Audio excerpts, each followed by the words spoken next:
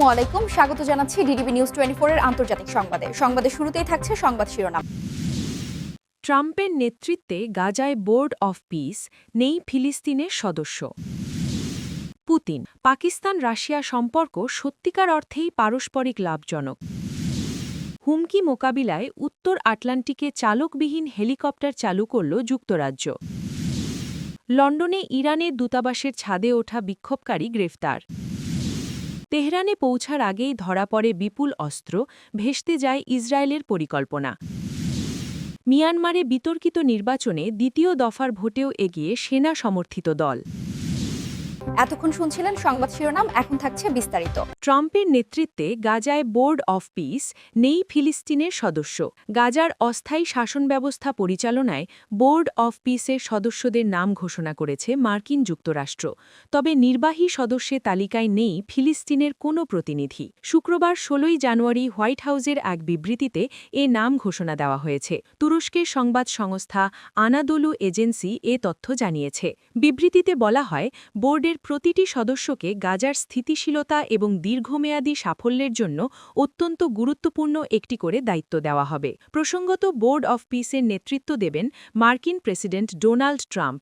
নির্বাহী সদস্যরা হলেন সাবেক ব্রিটিশ প্রেসিডেন্ট টনি ব্লেয়ার, ট্রাম্পের জামাতা জ্যারেড কুশনার, মার্কিন পররাষ্ট্রমন্ত্রী মার্কো রুবিও, মধ্যপ্রাচ্যে বিশেষ মার্কিন দূত স্টিভ উইটকফ, তুরস্কের পররাষ্ট্রমন্ত্রী হাকান ফিদান, কাতারের কূটনীতিক আলী আল থাওয়াদি, এছাড়া অ্যাপোলো ম্যানেজমেন্টের সিইও মার্ক রোয়ান, বিশ্বব্যাংক গ্রুপের প্রেসিডেন্ট অজয় বাঙ্গা এবং যুক্তরাষ্ট্রের উপজাতীয় নিরাপত্তা উপদেষ্টা রবার্ট গ্যাব্রিয়েল। অপরদিকে গাজার হাই রিপ্রেজেন্টেটিভ হিসেবে দায়িত্ব পালন করবেন বুলগেরিয়ার কূটনীতিক নিকোলে ম্লাদেনোভ। গাজায় স্থিতিশীলতার লক্ষ্যে টেকনোক্র্যাট প্রশাসনের তদারকি করবে এই বোর্ড। এর আগে বৃহস্পতিবার 15 জানুয়ারি নিজের মালিকানাধীন সামাজিক যোগাযোগ মাধ্যম ট্রুথ সোশ্যালে দেওয়া এক পোস্টে এ পর্ষদ গঠনের ঘোষণা দেন প্রেসিডেন্ট। মূলত যুক্তরাষ্ট্রের এই শান্তি পরিকল্পনাটি গত অক্টোবরে কার্যকর হয় এবং বর্তমানে এটা দ্বিতীয় ধাপেরই অংশ। তবে গাজা ও সেখানে বসবাসরত 21 লাখ ফিলিস্তিনির ভবিষ্যৎ নিয়ে এখনও স্পষ্টতা নেই। যদিও প্রথম ধাপে হামাস ও ইসরায়েল গত বছরের অক্টোবরে একটি যুদ্ধবিরতিতে সম্মত হয়। এর আওতায় জিম্মি বন্দি বিনিময়, আংশিক ইসরায়েলি প্রত্যাহার এবং মানবিক সাহায্য উন্নতি ছিল। প্রসঙ্গত, 2023 সালের 7 অক্টোবর শুরু হওয়া যুদ্ধে ইসরায়েলি হামলায় গাজায় নিহতের সংখ্যা ৭১,২৬০ ছাড়িয়ে গেছে বলে জানিয়েছে হামাস নিয়ন্ত্রিত স্বাস্থ্য মন্ত্রণালয়। পুতিন, পাকিস্তান রাশিয়া সম্পর্ক সত্যিকার অর্থেই পারস্পরিক লাভজনক। পাকিস্তানের সঙ্গে রাশিয়ার সম্পর্ক সত্যিকার অর্থেই পারস্পরিক লাভজনক এবং মস্কো পাকিস্তানের সঙ্গে ঘনিষ্ঠ সহযোগিতা বজায় রাখছে, এমন মন্তব্য করেছেন রাশিয়ার প্রেসিডেন্ট ভ্লাদিমির পুতিন। পাকিস্তানের রুশ দূতাবাসের উদ্ধৃতি দিয়ে পুতিন বলেন, আমরা পাকিস্তানের সঙ্গে ঘনিষ্ঠ সহযোগিতা বজায় রাখছি। পাকিস্তান সাংহাই সহযোগিতা সংস্থার পূর্ণ সদস্য, যা বিশ্বের রাজনৈতিক, অর্থনৈতিক ও মানব সম্পদের দিক থেকে সবচেয়ে বড় আঞ্চলিক সংস্থা। এ খবর দিয়েছে অনলাইন জিও নিউজ। রাশিয়ায় নিযুক্ত পাকিস্তানের রাষ্ট্রদূত ফয়সাল নিয়াজ তিরমিজি বৃহস্পতিবার মস্কোর গ্র্যান্ড ক্রেমলিন প্রাসাদে এক অনুষ্ঠানে প্রেসিডেন্ট পুতিনের কাছে তার পরিচয়পত্র প্রস্তাব করেন। রাষ্ট্রদূত তিরমিজি এই উপলক্ষে পাকিস্তানের প্রেসিডেন্ট আসিফ আলী জারদারি, প্রধানমন্ত্রী শাহবাজ শরীফ এবং পাকিস্তানের জনগণের পক্ষ থেকে পুতিনকে শুভেচ্ছা ও শুভকামনা পৌঁছান। পুতিন পাকিস্তানকে রাশিয়ার ঘনিষ্ঠ অংশীদার হিসেবে উল্লেখ করে সন্তোষ প্রকাশ করেন যে দুই দেশের মধ্যে সহযোগিতা ক্রমশই বাড়ছে, বিশেষত ট্রেড, কূটনীতি, শিক্ষা, কৃষি, ওষুধ শিল্প, রেলপথ, শিল্প, স্বাস্থ্য ও ইনফরমেশন টেকনোলজি ক্ষেত্রে। ইউক্রেন যুদ্ধের পর পশ্চিমী নিষেধাজ্ঞার মুখে রাশিয়া যখন নতুন জ্বালানি বাজার খুঁজছে, ঠিক তখনই পাকিস্তান আমদানি ব্যয় কমানোর লক্ষ্যে রাশিয়ার সঙ্গে সম্পর্ক জোরদার করেছে। এর ধারাবাহিকতায় 2023 সাল থেকে পাকিস্তান রাশিয়া থেকে অপরিশোধিত তেল আমদানি শুরু করে। গত বছরের ডিসেম্বরে পাকিস্তানের অর্থমন্ত্রী মোহাম্মদ আওরঙ্গজেব জানান, তেল খাতে কোনো একটি সম্ভাব্য চুক্তি নিয়ে ইসলামাবাদ ও রাশিয়ার মধ্যে আলোচনা চলছে। আরআইএ বার্তা সংস্থার দেওয়া সাক্ষাৎকারে তিনি বলেন, এই খাতগুলো রাশিয়ার শক্তির জায়গা। রাশিয়া যদি পাকিস্তানের সঙ্গে তেল খাতে চুক্তিতে সম্মত হয়, আমরা অত্যন্ত আনন্দিত হব। তিনি আরও জানান, দুই দেশ পাকিস্তানে আরেকটি স্টিল কারখানা স্থাপনের বিষয়টিও বিবেচনা করছে। হুমকি মোকাবেলায় উত্তর আটলান্টিকে চালকবিহীন হেলিকপ্টার চালু করল যুক্তরাজ্য। উত্তর আটলান্টিক সাগরে ক্রমবর্ধমান উত্তেজনা ও সাবমেরিন শনাক্তকরণের চ্যালেঞ্জ মোকাবেলায় প্রথমবারের মতো পূর্ণ আকারের চালকবিহীন হেলিকপ্টার প্রোটিয়াস চালু করেছে যুক্তরাজ্য। শুক্রবার ১৬ জানুয়ারি ব্রিটিশ রয়্যাল নেভি এক ঘোষণায় জানায়, এই অত্যাধুনিক হেলিকপ্টারটি তার সংক্ষিপ্ত পরীক্ষামূলক উড্ডয়ন কার্যক্রম সফলভাবে সম্পন্ন করেছে। প্রায় ৬ কোটি পাউন্ড বা $৮ কোটি ব্যয়ে নির্মিত এই প্রকল্পটি উত্তর আটলান্টিক ও গ্রিনল্যান্ড সংলগ্ন জলসীমায় নিরাপত্তা নিশ্চিত করতে এবং ন্যাটো মিত্রদের সুরক্ষায় একটি গুরুত্বপূর্ণ পদক্ষেপ হিসাবে বিবেচিত হচ্ছে। প্রতিরক্ষা ও মহাকাশ গবেষণা প্রতিষ্ঠান লিওনার্দো এই হেলিকপ্টারটির নকশা ও নির্মাণ কাজ সম্পন্ন করেছে।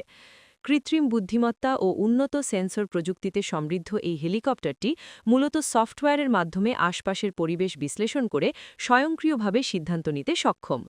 সাবমেরিন বিধ্বংসী যুদ্ধ পরিচালনা, সমুদ্রসীমায় টহল এবং পানির নিচে লুকিয়ে থাকা নৌযান শনাক্ত করার লক্ষ্যেই একে বিশেষভাবে তৈরি করা হয়েছে। লিওনার্দো হেলিকপ্টার্সের ব্যবস্থাপনা পরিচালক নাইজেল কোলম্যানের মতে, সমুদ্রপথে আকাশসীমায় অভিযানে একটি যুগান্তকারী পরিবর্তন আনবে, কারণ এটি প্রতিকূল পরিবেশে মানুষকে কোনো ঝুঁকিতে না ফেলেই অত্যন্ত বিপজ্জনক মিশন পরিচালনা করতে পারবে। ইউক্রেনের রাশিয়ার পূর্ণমাত্রার আগ্রাসনের পর থেকে ইউরোপের প্রতিরক্ষা ব্যবস্থা নতুন করে সাজানোর প্রক্রিয়া শুরু হয়েছে। এরই ধারাবাহিকতায় গ্রিনল্যান্ড, আইসল্যান্ড ও যুক্তরাজ্যের মধ্যবর্তী গুরুত্বপূর্ণ জলসীমায় রাশিয়ার জাহাজ ও সাবমেরিনের উপর নজরদারি বাড়ানোর প্রয়োজন অনুভূত হচ্ছে। যদিও মস্কো ও বেইজিংকে হুমকি হিসাবে দেখার বিষয়টিকে রাশিয়া কল্পকাথি বলে উড়িয়ে দিয়েছে, তবুও প্রতিরক্ষা বাজেট বাড়িয়ে সামরিক সক্ষমতা বৃদ্ধিতে জোর দিচ্ছে পশ্চিমারা। ব্রিটিশ নৌবাহিনীর কাছে এর আগে ছোট আকারের নজরদারি ড্রোন থাকলেও প্রোটিয়াস আগের তুলনায় অনেক বড় এবং উন্নত প্রযুক্তির অধিকারী, যা বর্তমানের বৈশ্বিক প্রতিরক্ষা প্রেক্ষাপটে যুক্তরাজ্যের জন্য একটি বড় শক্তি হিসাবে আবির্ভূত হয়েছে। লন্ডনে ইরানের দূতাবাসের ছাদে ওঠা বিক্ষোভকারী গ্রেপ্তার। যুক্তরাজ্যের রাজধানী লন্ডনে ইরানের দূতাবাসের ছাদে উঠে পতাকা নামানোর ঘটনায় এক বিক্ষোভকারীকে গ্রেপ্তার করেছে দেশটির পুলিশ। একই সাথে আরও কয়েকজনকে সহিংস বিশৃঙ্খলার অভিযোগে গ্রেপ্তার করা হয়েছে বলে পুলিশ জানিয়েছে। এই ঘটনায় সংঘর্ষে একাধিক পুলিশ সদস্য আহত হয়েছে বলে জানিয়েছে কর্তৃপক্ষ। মেট্রোপলিটন পুলিশ শুক্রবার রাতে সামাজিক যোগাযোগ মাধ্যম এক্সে দেয়া এক বার্তায় জানায়, চলমান বিক্ষোভের সময় এক ব্যক্তি অবৈধভাবে দূতাবাসের নিজস্ব এলাকায় প্রবেশ করে একাধিক বারান্দা পেরিয়ে ছাদে ওঠেন এবং সেখান থেকে একটি পতাকা নামিয়ে ফেলেন। পুলিশ জানায়, চলমান বিশৃঙ্খলার মধ্যে আইন শৃঙ্খলা রক্ষাকারী সদস্যদের লক্ষ্য করে বিভিন্ন বস্তু নিক্ষেপ করে বিক্ষোভকারীরা। পুলিশ আরও জানায়, এ ঘটনায় সহিংস বিশৃঙ্খলার অভিযোগে কয়েকজনকে গ্রেপ্তার করা হয়েছে এবং সংঘর্ষে একাধিক পুলিশ সদস্য আহত হয়েছে। গত সপ্তাহে লন্ডন পুলিশ ইরানের দূতাবাসে সম্ভাব্য বিশৃঙ্খলা ঠেকাতে এবং নিরাপত্তা জোরদারে অতিরিক্ত পুলিশ মোতায়েনের ঘোষণা করে। এর আগে গত সপ্তাহে শনিবার এক বিক্ষোভকারী লন্ডনে ইরানি দূতাবাসের পতাকা নামিয়ে ১৯৭৯ সালের বিপ্লবের আগে ব্যবহৃত পতাকা উত্তোলন করেন। এদিকে ইরানের সাম্প্রতিক সপ্তাহগুলিতে দেশটির ধর্মতান্ত্রিক শাসন ব্যবস্থার বিরুদ্ধে কয়েক বছরের মধ্যে সবচেয়ে বড় বিক্ষোভ হয়েছে।